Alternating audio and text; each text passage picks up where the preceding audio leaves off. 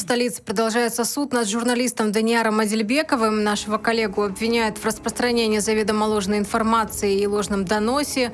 Также по этому делу проходит нефтетрейдер Ерлан Саудыгеров. Несмотря на смягчающие обстоятельства, у Адильбекова есть малолетний ребенок, и накануне у него родился еще один. Прокурор запросил для него реальный срок 5 лет лишения свободы. Смягчающие обстоятельства в виде наличия малолетнего ребенка мной было очень много речи. Только одного упомянули. А у него двое детей. Наличие малолетних детей. Вы сказали ребенка, вот когда выступали. Ну, в любом случае, степень общественной опасности, также непризнание вины, все это в совокупности позволило мне ориентировать суд на такое наказание.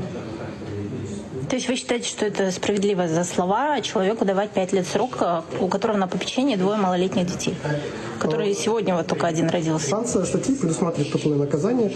Мной было ориентировано в рамках санкций статьи.